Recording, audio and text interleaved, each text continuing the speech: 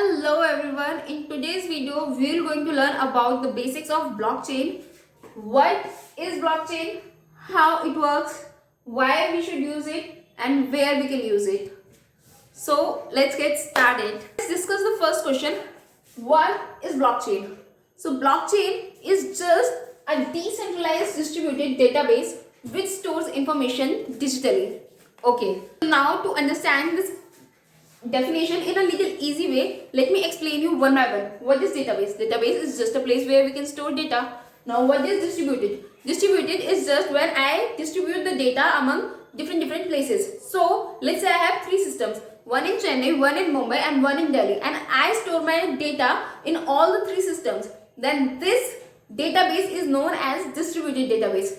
Or instead of storing in three places, if I store my whole information in just one place, then that database is called integrated database. So now we understood what is database, what is a distributed database. Now let's understand what is decentralized distributed database. To understand this, first let's understand what is decentralized. Topic of this centralized and decentralized I will cover in cryptocurrency as well, but in that video I will talk in terms of money, not in terms of data. So let's say I have a data and I have 100 systems and I want to store the data in 100 systems. Then now I can store easily because those systems are mine. That is called centralized database. But if owner of all the systems are different and they say we need to check, we need to verify if this data is valid or not, is it a correct data or not, and when they all will verify and more than 50% people say, systems say that yes, it is a valid data and now we will store it, then this is called decentralization, where the systems are placed around the world in different locations and those are distributed and decentralized. Last term was which contains the information in a digital format. So yes, as the data is stored in system, it is not physically available, I cannot touch it, so it is digital. Hence, blockchain is a decentralized distributed database which contains information in a digital format. So now let's come to the second question, that is how blockchain works. So let's suppose a blockchain is made up of multiple blocks. It is a chain of multiple blocks and each block contains three things. First is the data, second is the hash and third is the previous hash. So what is data? Data is all the relevant information that we want to store in our database, that we want to work around. Okay. So in case of cryptocurrency, the data could be the transaction ID, the transaction fees, the transaction amount, timestamps, receiver information. All those relevant information is the data which is going to store in that block. Okay. Second thing is the hash. Hash is just a unique code which identifies this particular block. To understand hash more, let's say there are more than 7 billion people in this world, but every individual has its own fingerprint. So if I am the data, then this is my hash. This hash can uniquely identify me.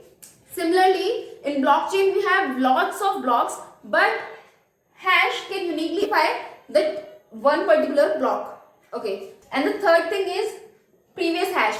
Previous hash is just the hash code of previous block. So if we create a blockchain, then it will look like something this: data, hash and previous hash.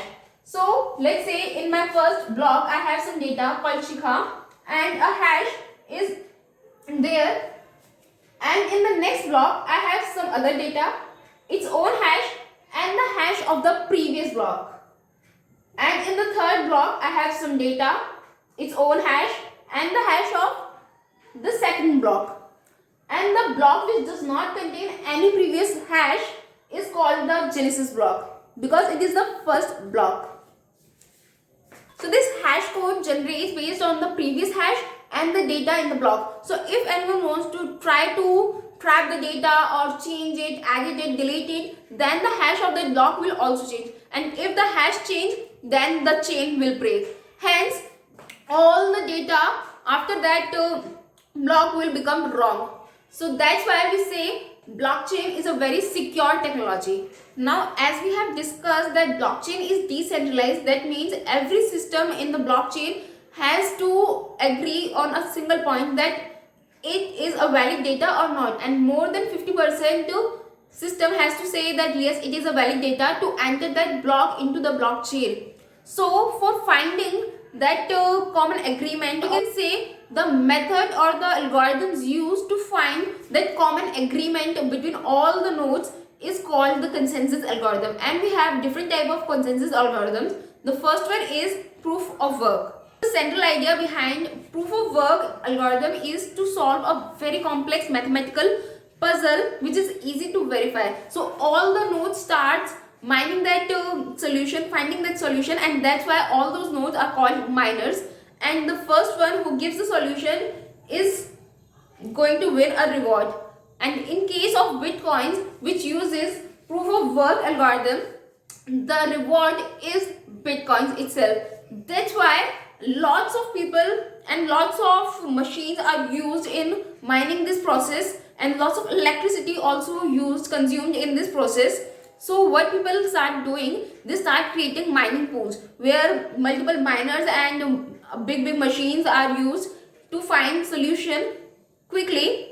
And the major drawback of proof of work, because it is making this decentralized idea centralized. As people are coming together, if more than 51% miners come together and start solving the problem, then they can come into their idea very quickly and they can say yes, whatever we have solved is the correct.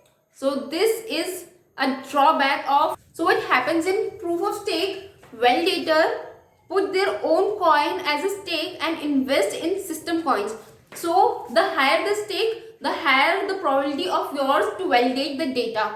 So different validators come and place their bets, and after completing that validation, if the validation completes and they get the reward, then that reward is distributed based on the bets they have placed. So the higher the stakes you have higher the probability to validate the data. So in this case, having more than 51% stake of any coin is no chance, and that's why it is more better. And as a reward, they get the transaction fees and not the coins. So now we know the answer of our third question, that why we should use blockchain, because it gives us high privacy, high security, immutability and transparency. So now the fourth and the final question arises, that where we can use blockchain. So we can use blockchain in keep tracking of the medical record of a patient. We can use it in immutable data backup, and we can use it in tax regulations. We can use it in equity trading and cryptocurrency, as you all know. I hope you like this video, and if you have any kind of good, bad, valid, invalid, any kind of feedback, you can share it with me. I will highly appreciate the feedback. And with this note, I'm signing off. We will meet in next video. Till then, take care. Bye.